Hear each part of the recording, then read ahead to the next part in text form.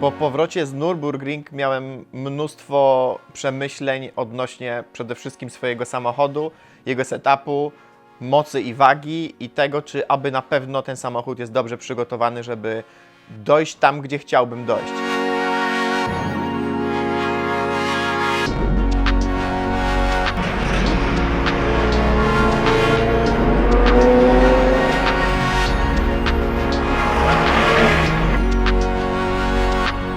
To był taki moment weryfikacji dla mnie, czy ten samochód na pewno jest tak szybki, jak chciałem, aby był szybki, aby móc współzawodniczyć i aby móc dojść do podium w generalce, w naszej klasie na koniec sezonu, jak i w każdej poszczególnej rundzie.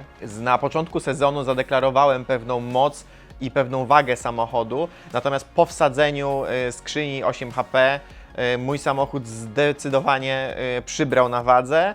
Myślałem, że nie będzie to aż takim problemem, te 30-40 kg różnicy dodatkowe, bo wyszedłem z założenia, że będę jeździł na mniejszej ilości paliwa, nadrobię na zmianach biegów, więc wyjdzie na jedno i w sumie przyspieszę dzięki tej skrzyni na tyle, że ta różnica kilogramów nie będzie dla mnie problemem. Jednakże konkurencja, z którą się mierzę, ma tak wyżyłowane samochody i w widełkach klasy mają te samochody o maksymalnej mocy i o minimalnej możliwej wadze, aby się w tych widełkach klasy zmieścić.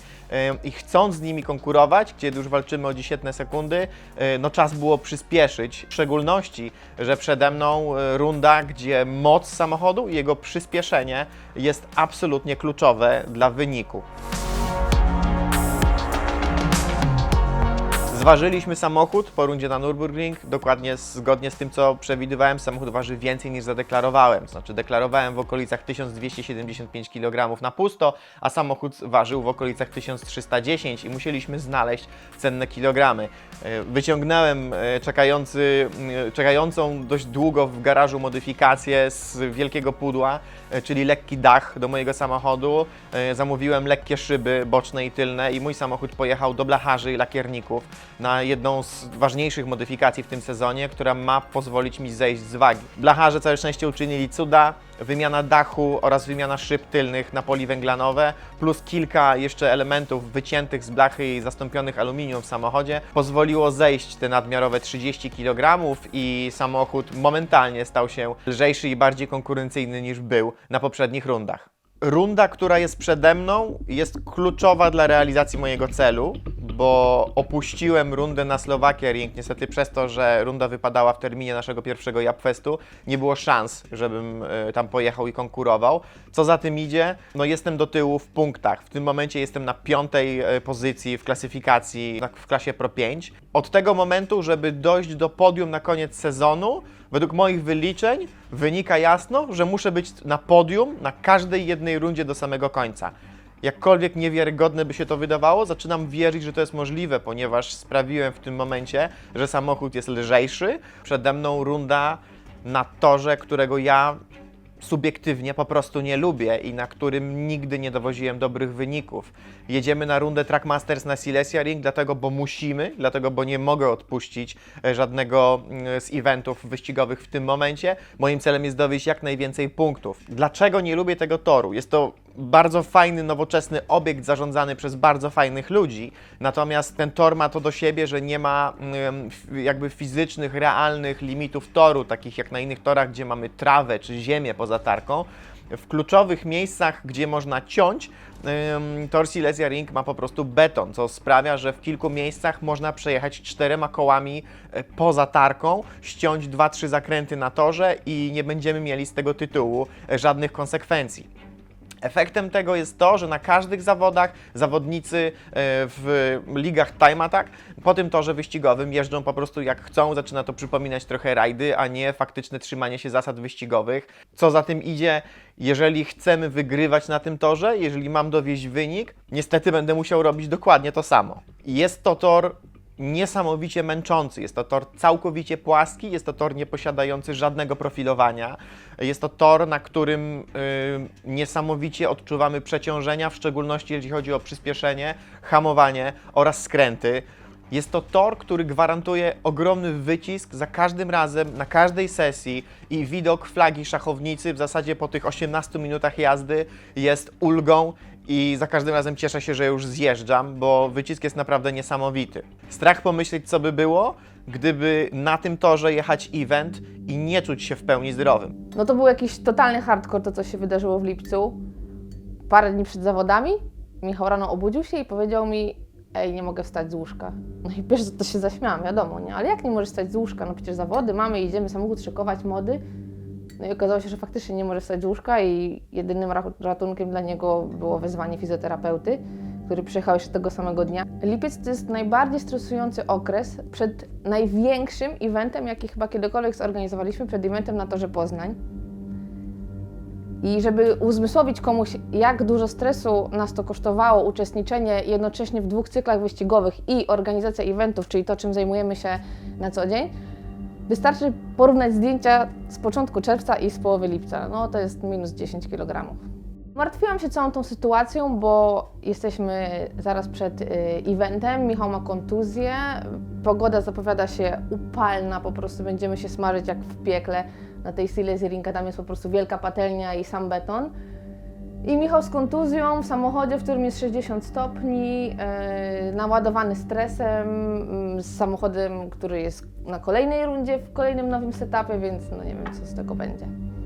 W lipcu przekonałem się, że PESEL to nie są żarty i że mając już prawie 4 dychy na karku, można się w naprawdę banalny sposób nabawić potężnej kontuzji. Połączenie stresu ze złą pozycją snu, czymś tak banalnym, doprowadziło do sytuacji, że pewnego poranka obudziłem się i nie byłem w stanie z bólu podnieść głowy od poduszki. Nie byłem w stanie po prostu nawet odkleić głowy, potrzebowałem pomocy Marty, żeby w ogóle wstać, wyjść z łóżka. Natychmiastowo dzwonimy po naszego fizjoterapeutę. Andrzej mega mi pomógł po raz kolejny, jak przed wieloma innymi moimi już eventami w życiu. 2 wizyty fizjoterapeuty. Okazało się, że jeden z mięśni szczęki, którą czasami przez sen zaciskam, gdy się stresuję, pociągnął mi jeden z kręgów w odcinku szyjnym, a to pociągnęło za sobą całą kaskadę bólu i jakby pogięcia człowieka dosłownie, pleców, nerwów, wszystkiego. Głowa jest jednym z najważniejszych elementów i mięśnie karku, gdy jeździmy samochodem. Pomimo tego, że mamy zapiętego Hansa, to jednak nie jest to system, który podtrzymuje głowę cały czas. On zadziała tylko i wyłącznie w sytuacji awaryjnej, podczas wypadku. Natomiast mam na głowie kask, jeżdżę na nowych oponach, które dają niewiarygodną przyczepność. W zakrętach mam po 1.3, 1.5G. Generalnie utrzymanie głowy w takich warunkach w samym środku lata, kiedy też ta przyczepność jest największa, jest jedną z bardzo trudnych rzeczy i przeciążenia, jakie idą na kark, są naprawdę straszne. Więc perspektywa, jaka mnie czekała w tym momencie, czyli bolący kark po ogromnej kontuzji kręgosłupa, była naprawdę kiepska i w zasadzie zastanawiałem się nad sobą, co ja robię, jadąc na ten event. Tak naprawdę byłam już bliska namawiania Michała na to, żebyśmy zrezygnowali z tej rundy. Bałam się, że ta kontuzja może się pogłębić, zamiast się polepszyć, ale jakby uświadomiliśmy sobie, że jeżeli teraz na tej rundzie nie zdobędziemy nic, no to w zasadzie możemy już na kolejne rundy nie jeździć, bo szanse na podium są w zasadzie żadne.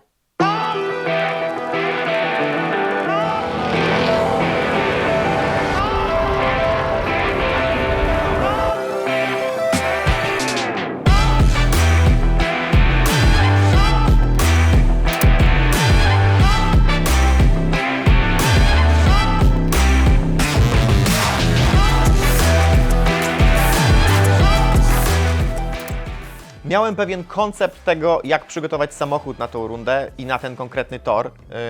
Wyszedłem z założenia, jest to tor, na którym aero i zdolności, możliwości aerodynamiczne samochodu nie są aż tak istotne. W zasadzie najważniejsze jest to, żeby samochód był jak najszybszy na wprost. Dowodem na to może być chociażby częste konkurowanie z Mustangami, które na tym konkretnie torze potrafią być szybsze ode mnie albo mieć takie samo tempo, podczas gdy na innych torach jestem w stanie dowozić o 2-3 sekundy lepsze okrążenia niż Mustangi.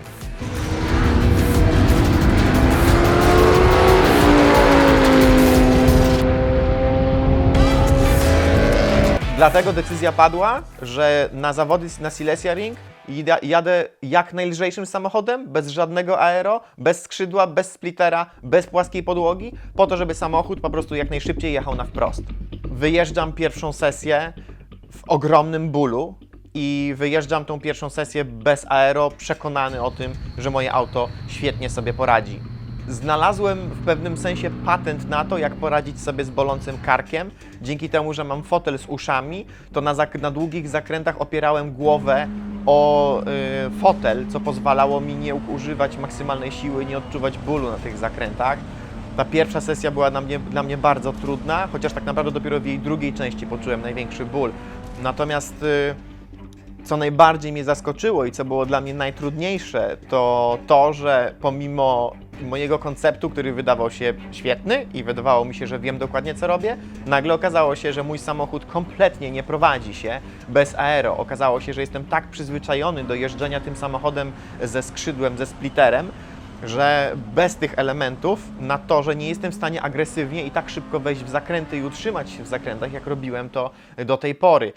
Do tego stopnia, że przejeżdżając najszybszą szykanę na Silesia Ring, naprawdę miałem pełne gacie i bałem się, czy nie wpadnę w poślizg.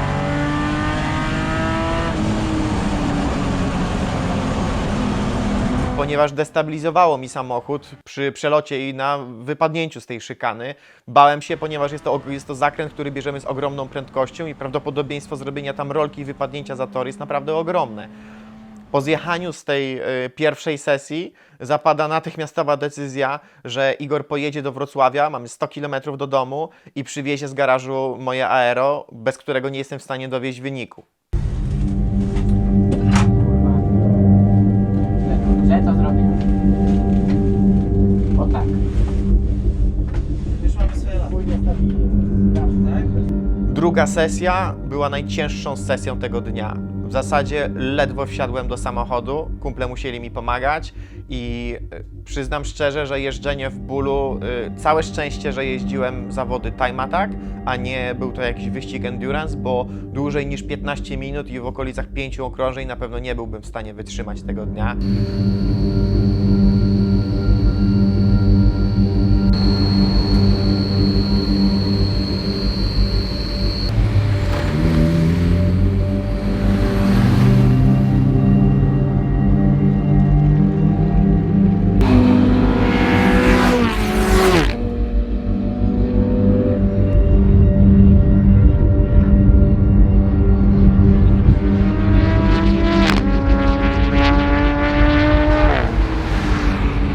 Jadę troszkę szybciej niż w pierwszej sesji, minimalnie poprawiam czas.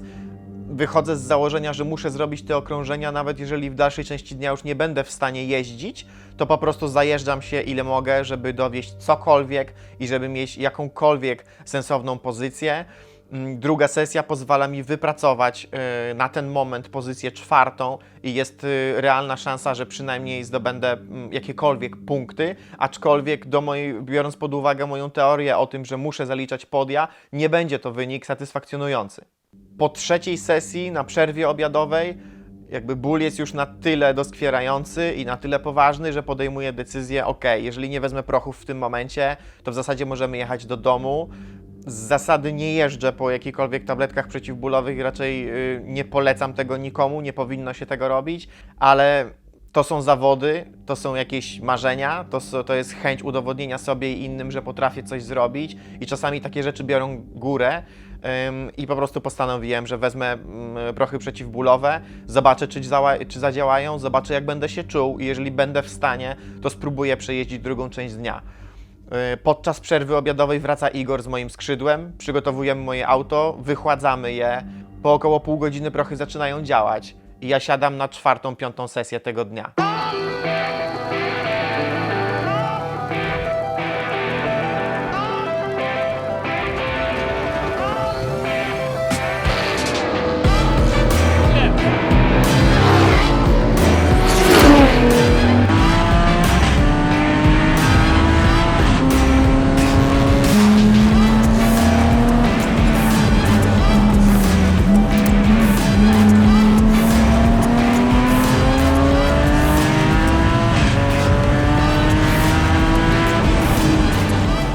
Jazda moim samochodem z założonym aero okazuje się być czymś zupełnie innym. Mój samochód z powrotem zaczyna się prowadzić tak, jak zawsze chciałem.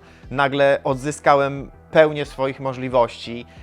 przestało mnie boleć, a przynajmniej przestałem odczuwać ten ból, który wiedziałem, że on mnie dogoni pewnie tej nocy i już wiedziałem na tym etapie, że czeka mnie pewnie nieprzespana jedna albo i 2 noce i wiele wizyt u fizjoterapeuty, ale w tym momencie liczyło się tylko jedno, zerwać kolejne pół sekundy i dowieść podium tego dnia.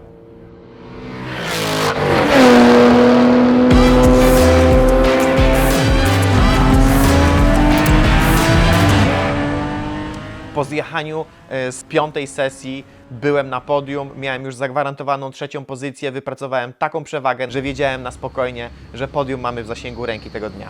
Mamy przejechane 5 sesji i ja wiem, że to, co robię w tym momencie, nie jest do końca rozsądne zdrowotnie, ale jakby pojawiają się endorfiny, pojawia się ten pozytyw, widzę siebie w top 3 i wiem, że zapnę swój pierwszy cel na drodze do tego, żeby mieć to podium na koniec sezonu, bo już wiem, że tego dnia będę miał podium.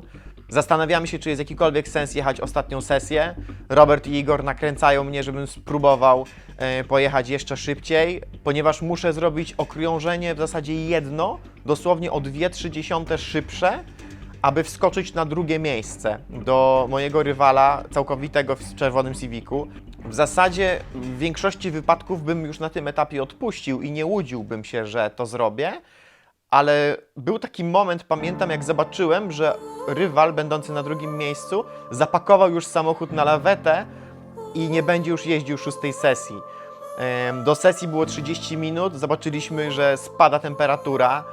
Kilka stopni nawet wystarczy dla mojego auta w kompresorze, aby obniżyć temperaturę w dolocie, aby było więcej koni, aby samochód jechał szybciej na wprost. Pomyślałem sobie, rywal odpuścił walkę, temperatura spadła, to są najlepsze możliwe warunki, żeby to zrobić. Stawiam wszystko na jedną kartę, siadam do samochodu i jadę tą jedną ostatnią sesję, żeby zrobić to jedno idealne kółko i spróbować złamać 1,54 na Silesia Ring tego dnia.